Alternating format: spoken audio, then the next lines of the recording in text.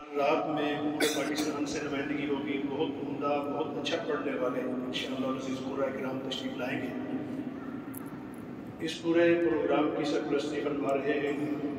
دعویٰ اکیڈمی کے ڈائریکٹر جنرل جناب پروفیسر ڈاکٹر قاری محمد الیاس صاحب، جو کہ فیصل مسجد کے خطیب اور دعویٰ اکیڈمی کے ڈائریکٹر جنرل ہیں، اور وزارت مذہبی امور کی طرف سے ہمارے درمیان تشریف فرما ہے وزارت مذہبی امور کے جوائنٹ سیکرٹری جناب ندیم احمد ملک صاحب، ڈپٹی سیکرٹری جناب صاحبزادہ صاحب، اور دیگر جو بھی احباب منسٹری کی طرف سے تشریف لائے ہیں، اور ہمارے معزز قراء کرام اور تمام مہمانان گرامی کو خوش آمدید کہا جاتا ہے۔ قیام اللیل نماز شروع ہونے سے پہلے میں وزارت مذہبی امور کی طرف سے تشریف لائے ہوئے ہمارے معزز مہمان جناب ندیم احمد ملک صاحب، جوائنٹ سیکرٹری وزارت مذہبی امور کی خدمت میں گزارش کروں گا کہ وہ تشریف لاتے ہیں اور اس قیام اللیل کی مناسبت سے ہمارے سامنے کچھ کیا۔ یہ قیام اللیل بسم اللہ الرحمن الرحیم یہ ہم مسلمانوں کے لیے ایک بہت اہم اور مقدس ایام میں ادا کی جانے والی عبادت ہے، اور ایک طویل عرصے سے وزارت مذہبی امور کے اشتراک سے اس کا باقاعدہ انعقاد کیا جاتا ہے۔ اس دفعہ بھی ہم نے وزارت مذہبی امور سے یہ بھرپور کوشش کی کہ قاری حضرات اور جنہوں نے قرأت فرمانی ہے یہاں پہ وہ ان کا انتخاب کرتے ہوئے بہت ہم نے اہتمام کیا اس کا، اور انشاءاللہ تعالیٰ یہ ہماری رمضان کا آخری عشرہ ہے۔ آج نعتوں میں جیسے صاحب نے بھی فرمایا کہ آغاز ہو رہا ہے، تو اللہ تعالیٰ ہم سب کو توفیق دے کہ ہم رمضان کی برکتوں سے ہمارے دل منور ہوں، اور آج ان نور راتوں سے قاری حضرات جو ہمارے یہاں قرأت فرمائیں گے ان کے فیض و برکات اللہ تعالیٰ ہمارے دلوں میں اس کو برکت ہے۔ تو ان کلمات کے ساتھ میں آپ تمام احباب کو جہاں آئے ہیں آپ تشریف لائیں، اللہ تعالیٰ آپ کی عبادت کو قبول فرمائیں اور ہم سب کو نیک عمل سے لکھتے ہیں۔ جزاک اللہ۔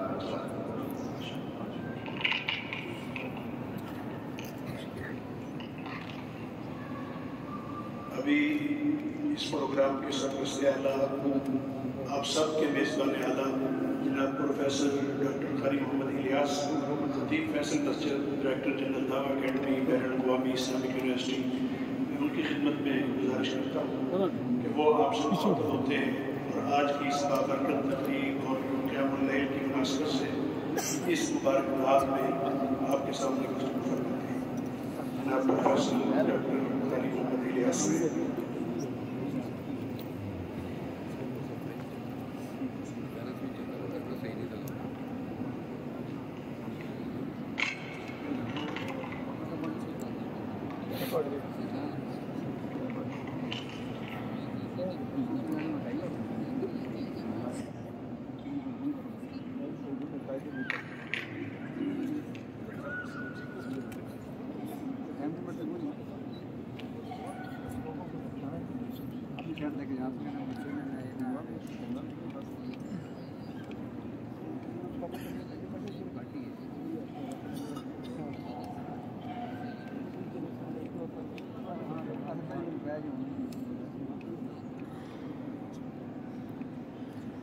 بسم اللہ الرحمن الرحیم، الحمد للہ رب العالمین، والعاقبۃ للمتقین، والصلاة والسلام علی سید الرسل وخاتم النبیین صلی اللہ علیہ وعلی آلہ وصحبہ اجمعین، وبعد۔ معزز خواتین و حضرات، السلام علیکم ورحمۃ اللہ وبرکاتہ۔ وزارت مذہبی امور حکومت پاکستان کے اشتراک سے ہمیشہ کی طرح اس سال بھی فیصل مسجد دعویٰ اکیڈمی بین الاقوامی اسلامی یونیورسٹی قیام اللیل کا شبینے کا آخری راتوں میں تلاوت کلام پاک کا یہ اہتمام کر رہی ہے۔ میں اپنی طرف سے دعویٰ اکیڈمی کی طرف سے بین الاقوامی اسلامی یونیورسٹی کے صدر جناب پروفیسر ڈاکٹر احمد شجاع سید صاحب کی طرف سے اور دیگر ذمہ داران کی طرف سے وزارت مذہبی امور کا اور تمام متعلقین کا شکریہ ادا کرتا ہوں۔ یقیناً یہ لمحے اور یہ راتیں اور پھر یہ قیام اللیل یہ میری اور آپ کی زندگی کے بہترین اوقات میں سے اللہ تعالیٰ اسے اپنے فضل و کرم سے بہترین بنا دے۔ کوشش میں نے اور آپ نے کرنی ہے، اللہ تعالیٰ کی رحمت متوجہ ہے، یقیناً بہت بہترین ہے۔ میں ذاتی طور پر سردار یوسف صاحب وزیر مذہبی امور جو کہ ابھی میری ملاقات ہوئی تو مجھے معلوم ہوا کہ پاکستان کی تاریخ میں پہلی مرتبہ کسی شخص کو اللہ نے یہ دوسری مرتبہ ذمہ داری دی ہے کہ وہ وزیر مذہبی امور بنے۔ آج عمرے پر تشریف لے گئے ہیں، ادروائز چند دن پہلے جو ملاقات تھی اس میں انہوں نے یہ بات فرمائی تھی کہ اگر میں عمرے پر نہ گیا تو میں 21 کی شب آپ کے ساتھ ہوں۔ اور وزارت کے سیکرٹری جناب ڈاکٹر عطاء الرحمان صاحب جو ہمارے بہت دیرینہ ساتھی اور بھائی اور دوست بھی ہیں، میں ان کا بھی شکریہ ادا کرتا ہوں۔ صاحبزادہ خان صاحب ذاتی طور پر آپ شکریہ کے مستحق ہیں۔ ہمارے مشاہد صاحب، حافظ عبد القدوس صاحب اور دیگر اور اس وقت جو جوائنٹ سیکرٹری ندیم احمد ملک صاحب تشریف فرما ہے، میں آپ حضرات کا شکریہ اس لیے بھی ادا کرتا ہوں کہ آپ کو معلوم ہے کہ یہ قیام اللیل کچھ عرصے پہلے تک 3 دن کے اندر ہم مکمل کرتے ہیں، 27، 28 اور 29۔ بہت سارے میرے بھائیوں کو اس بات کا ضرور خیال ہوگا کہ اب یہ کیا ہوا کہ 3 دن کی بجائے اس کو ہم نے 7 دن یا 9 دن، 7 راتوں یا 9 راتوں میں ہم اسے کر دیا۔ حقیقت یہ ہے کہ یہ کریڈٹ بہرحال میں یہ کہوں گا کہ یہ وزارت کو جو جس کا کریڈٹ ہو اسے جانا چاہیے۔ وزارت کے احباب نے ہماری گزارش کو نہ صرف سمجھا بلکہ ہمارے ساتھ تعاون کیا کہ قرآن کریم کا حق ادا ہی اس طرح سے ہو سکتا ہے کہ جب اسے پورے آخری اشرے کے اندر میکسیمم اس کا دورانیہ بڑھا کر 7 یا 9 راتوں میں کر دیا جائے، تاکہ ایک ایک لفظ اور ایک ایک حرف اور ایک ایک مد اور غنہ سننے والے کے دل پہ اثر انداز ہو اور پھر وہ ایک نئی زندگی لے کر یہاں سے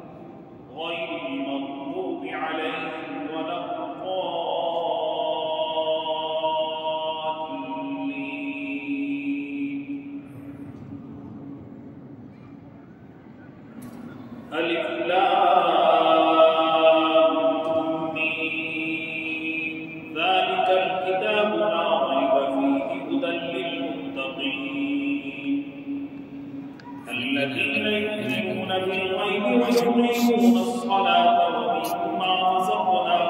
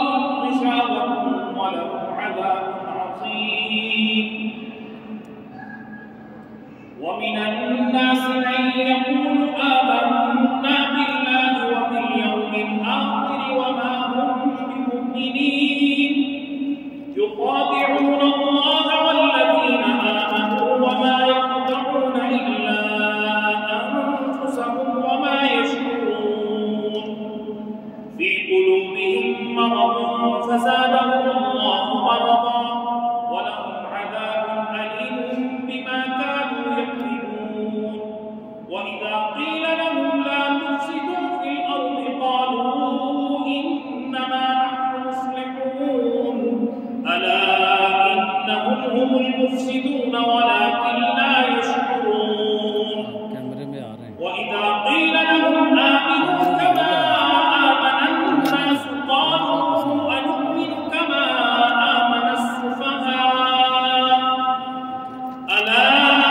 إنهم هم السفهاء ولكن لا يعلمون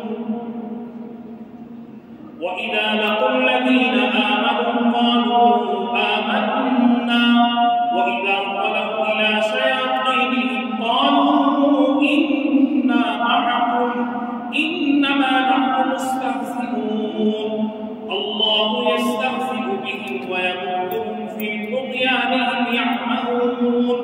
أولئك الذين اشتروا الضلالة بالهدى فما ربحت تجارتهم وما كانوا مهتدين مثلهم كمثل الذي استوقد نارا فلما أضاءت ما حوله ذهب الله بنورهم وتركهم في ظلمات لا يبصرون صم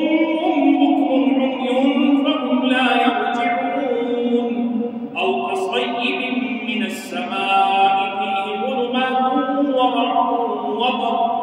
يجعلون أصابعهم في آذانهم من الصواعق حذر الموت والله محيط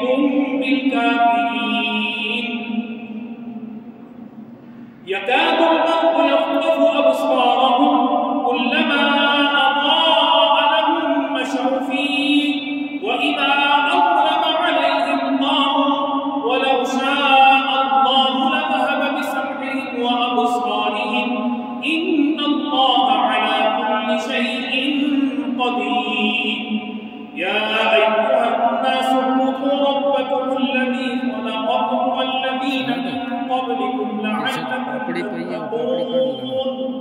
الذي جعل لكم الأرض فراشا والسماء بناء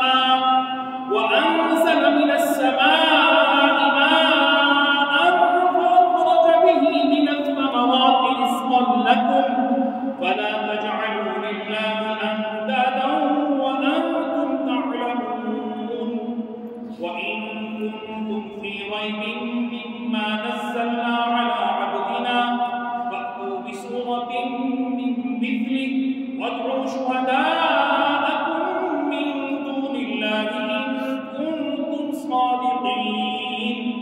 فإن لم تفعلوا ولن تفعلوا فاتقوا النار التي وقودها الناس والحجارة أعدت للكافرين وبشر الذين آمنوا وعملوا الصالحات أن لهم جنات تجري من تحتها الأنهار كلما رزقوا منها من ثمرة رزقا قالوا هذا الذي رزقنا من قبل وأتوا به متشابها ولهم فيها أزواج مطهرة وهم فيها خالدون إن الله لا يستحيي أن يضرب مثلا ما بعوضة فما فوقها فأما الذين آمنوا فيعلمون أنه الحق من ربهم وأما الذين كفروا فيقولون ماذا أراد الله بهذا مثلا يضل به كثيرا ويهدي به كثيرا وما يضل به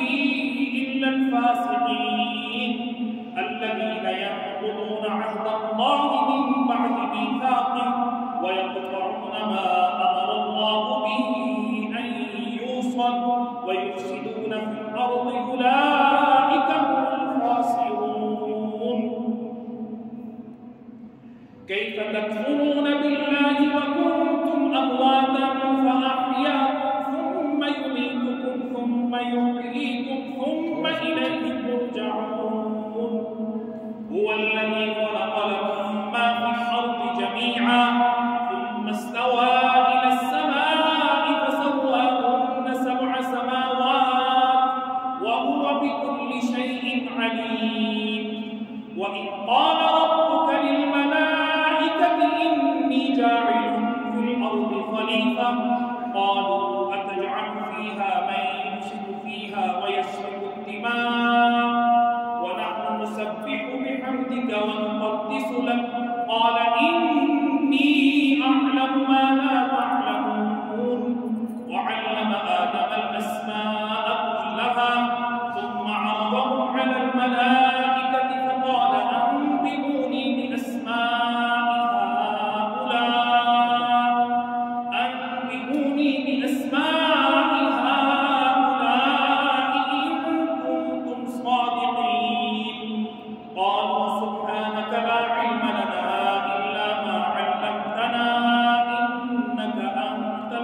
الحكيم.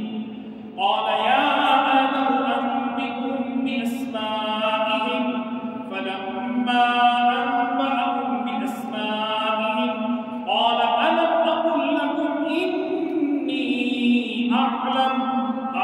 غيب السماوات والأرض وأعلم ما تبدون وما كنتم تكتمون. وإذ قلنا للملائكة اسجدوا لآدم فسجدوا إلا إبليس أبى واستكبر وكان من الكافرين. وقلنا يا آدم اسكن أنت وزوجك الجنة وكلا منها رغدا حيث شئتما ولا تقربا هذه الشجرة فتكونا من الظالمين. فأزلهما الشيطان عنها فأخرجهما مما كانا فيه وقلنا اهبطوا بعضكم لبعض عدو ولكم في الأرض مستقر ومتاع إلى حين. فتلقى آدم من ربه كلمات فتاب عليه إنه هو التواب الرحيم. قلنا اهبطوا منها جميعا فإما يأتينكم مني هدى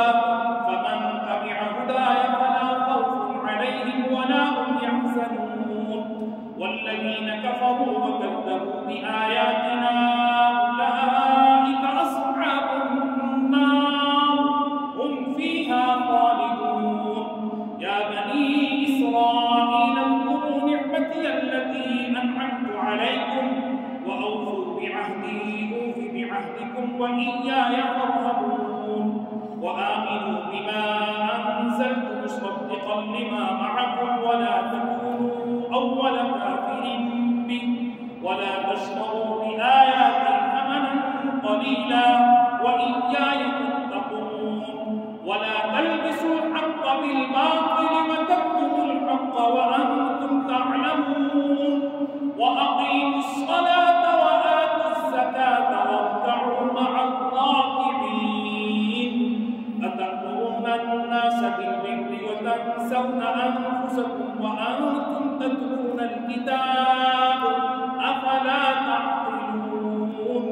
واستعينوا بالصبر والصلاة وإنها لكبيرة إلا على الخاشعين الذين يظنون أنهم ملاقو ربهم وأنهم إليه راجعون. الله أكبر.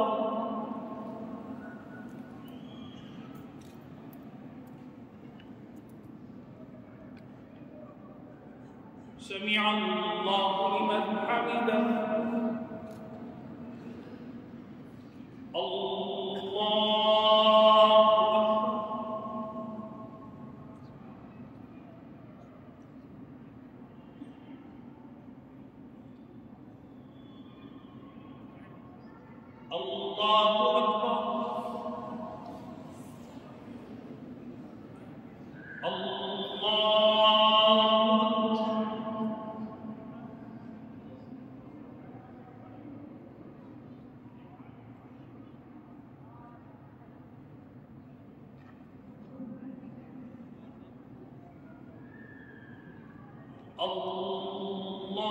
الله أكبر. الحمد لله رب العالمين الرحمن الرحيم مالك يوم الدين إياك نعبد وإياك نستعين. اهدنا الصراط المستقيم صراط الذين أنعمت عليهم غير المغضوب عليهم